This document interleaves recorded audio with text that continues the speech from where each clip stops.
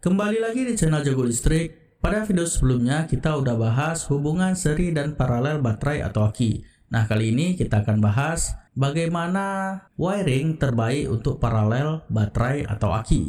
Misalkan kita punya 4 baterai di paralel. Satu baterai tegangannya 12 volt dengan kapasitas 100 Ah. Totalnya menjadi 12 volt 400 Ah. Ada macam-macam skema paralel baterai atau aki. Nah, contohnya seperti ini, ada 3. Dari ketiga skema ini efisiensinya tidak sama. Ada efisiensinya buruk, ada sedang, dan ada yang terbaik, teman-teman. Nah, kali ini kita akan bahas cara mana atau skema mana yang terbaik dalam memparalel baterai atau aki.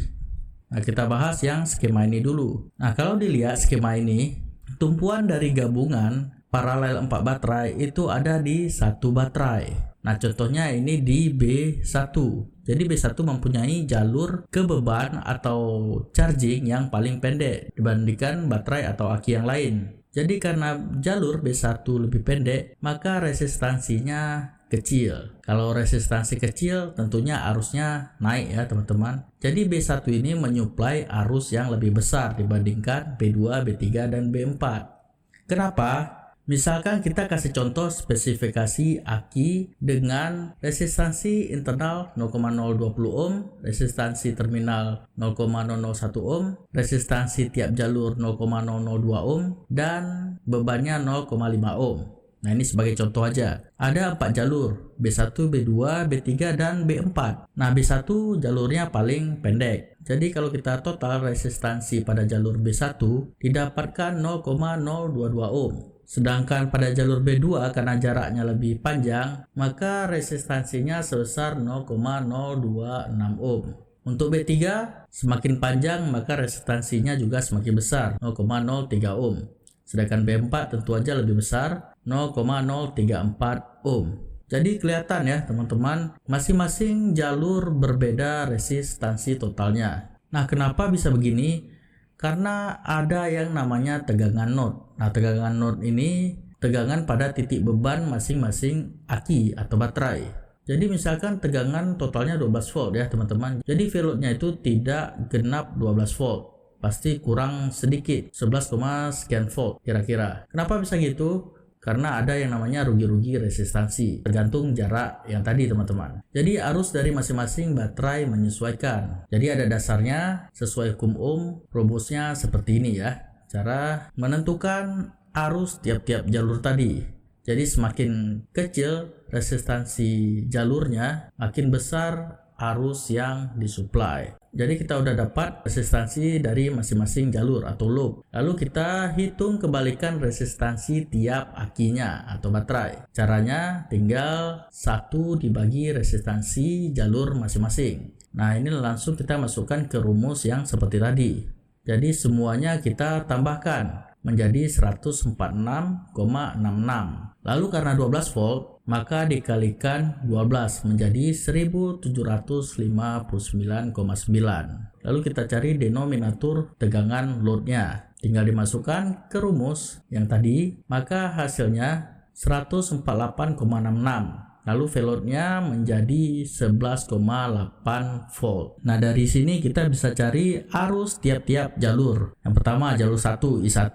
Tegangan total 12 volt dikurang tegangan load yang tadi 11,8. Lalu dibagi resistansi jalur B1-nya. Hasilnya 7,3 ampere ya, teman-teman. Nah, kita lanjut ke I2 atau arus jalur pada B2. Masih sama, kita harus mengkurangkan ya, 12 kurang V-load-nya yang 11,8 tadi. Nah, ini hasilnya udah langsung 0,16. Lalu dibagi dengan resistansi jalur B2-nya. Nah, hasilnya 6,2 ampere. Sedangkan arus pada I3 masih dengan rumus yang sama, hasilnya 5,3 ampere. Dan arus pada B4 juga sama, hasilnya 4,7 ampere. Jadi total arus untuk setiap jalur itu sebesar 23,67 ampere, teman-teman. Jadi kalau kita presentasikan pada B1 arusnya 7,34 ampere. porsinya 30,99% dari total arus. Sedangkan B2 26,2%, B3 22,73%, sedangkan B4 20,5% dari total arusnya. Karena tidak sama porsi arusnya, jadi pada hubungan paralel skema ini bisa dianggap buruk ya teman-teman. Kenapa buruk? Karena arus mengalir pada kabel dengan jarak yang tidak sama, sehingga baterai atau aki B1 bekerja 55% lebih berat dibandingkan baterai B4 teman-teman. Jadi tumpuannya ada di aki B1. Nah, semakin berat baterai bekerja, jadi baterai B1 ini akan lebih cepat habis dan juga akan lebih cepat rusak teman-teman. Oke, kita udah bahas yang skema pertama. Bagaimana dengan skema yang kedua? Nah, pada skema ini berbeda. Sebelumnya tumpuan gabungan paralel ada di baterai B1 plus minusnya. Sedangkan pada skema ini tumpuan kutub positif paralel dan tumpuan kutub negatif paralel disilang. Positif ada di B1 dan negatifnya ada di B4. Kalau dihitung resistansi tiap loop pada jalur B1 0,028 ohm. Nah, pada jalur B2 0,028 ohm, sama seperti yang jalur B1.